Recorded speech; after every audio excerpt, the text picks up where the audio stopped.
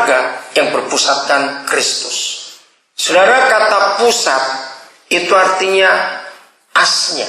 Kata pusat itu artinya titik yang paling tengah. Siapa dalam kehidupan kita yang menjadi pusat?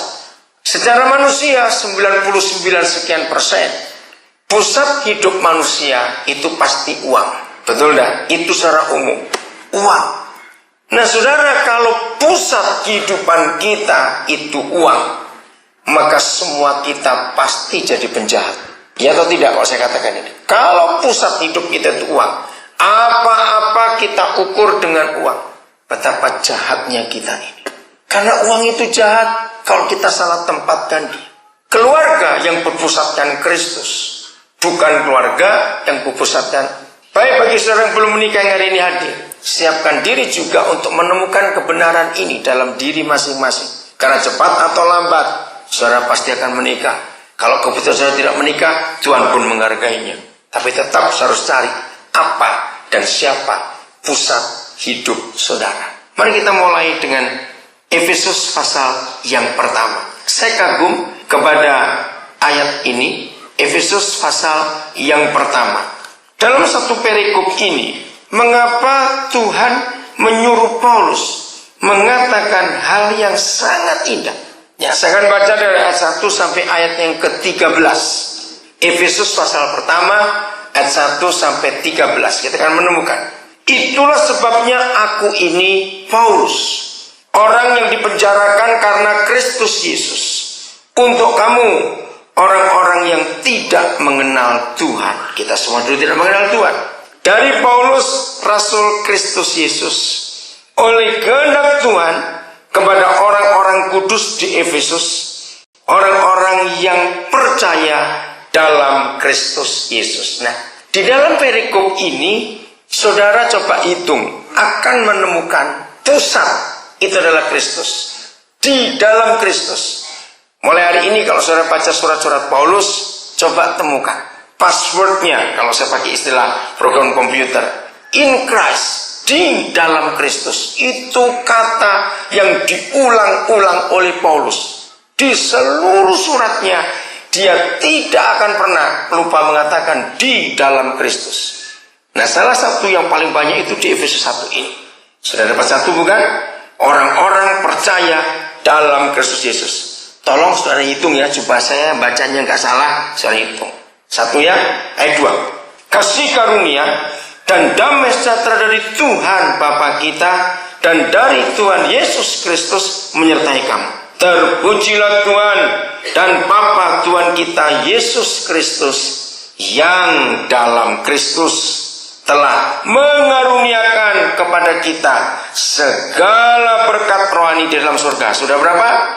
Loh, sudah berapa saya tanya kok? 3 atau 2? Lama. Tadi saya suruh hitung, sudah bingung. 3 atau 2? 2. Oke. Ayat 4. Sebab di dalam dia, sudah berapa sekarang? 3. Tuhan telah memilih kita sebelum dunia dijadikan, supaya kita kudus dan tak bercacat di hadapannya. Dalam kasih ia telah menentukan kita dari semula oleh Yesus Kristus untuk menjadi anak-anaknya sesuai dengan kerelaan kehendaknya, supaya terpujilah kasih karunia-Nya yang mulia yang dikaruniakannya kepada kita di dalam Dia yang dikasihnya. Sudah berapa? Sebab di dalam Dia, berapa? 5. Dan oleh darahnya kita beroleh penebusan, yaitu pengampunan dosa menurut kekayaan kasih karunia-Nya yang dilimpahkannya kepada kita dalam segala hikmat dan pengertian. Sebab ia telah menyatakan rahasia kehendak-Nya kepada kita sesuai dengan rencana kerelaannya, yaitu rencana kerelaan yang dari semula telah ditetapkannya di dalam Kristus. Sudah berapa? Saya ingin berhenti sampai 9 dulu, saudara. Roh Kudus tolong kami untuk kami menghargai karunia ini dalam nama Yesus. Saudara perhatikan di ayat 9 ada 2 kali kata kerelaannya. Saya baca lagi 9. Sebab ia telah menyatakan rahasia kehendaknya kepada kita. Sudah, dia nyatakan rahasianya itu. sesuai dengan kerelaannya, yaitu rencana kerelaan yang dari semula telah ditetapkannya di dalam Kristus. Jangan tutup dulu karena kita belum selesai sampai 13.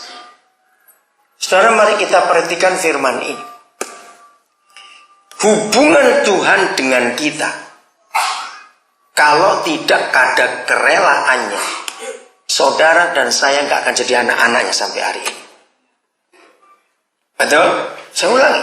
Kalau hubungan ini tidak didasari karena kerelaannya kepada kita, maka sampai hari ini kita nggak akan jadi apa-apa dalam dunia ini. Coba renungkan.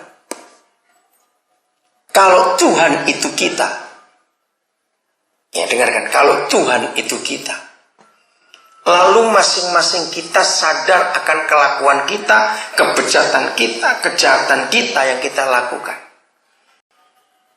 Kira-kira kalau tentu seperti kita, rela nggak kita tuh mengasihi, maaf, orang-orang jahat seperti kita itu?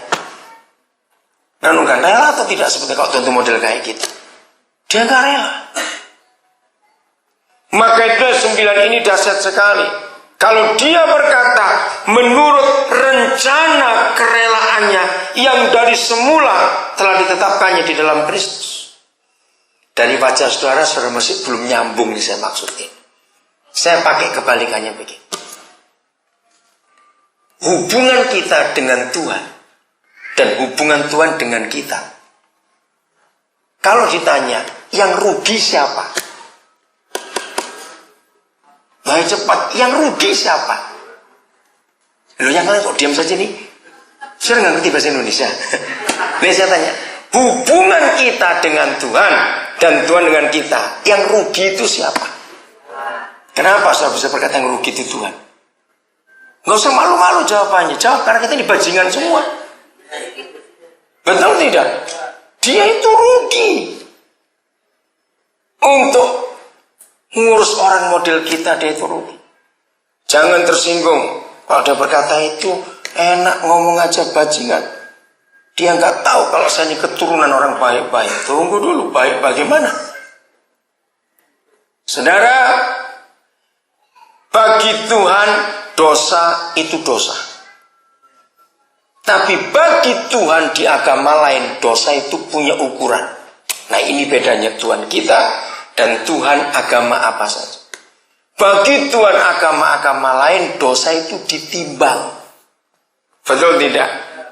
Dosa itu dihitung besar kecil, berat ringan. Tapi Papa kita melihat dosa, itu dosa. Tidak ada ukuran SML, itu cuma baju yang ada. Oke?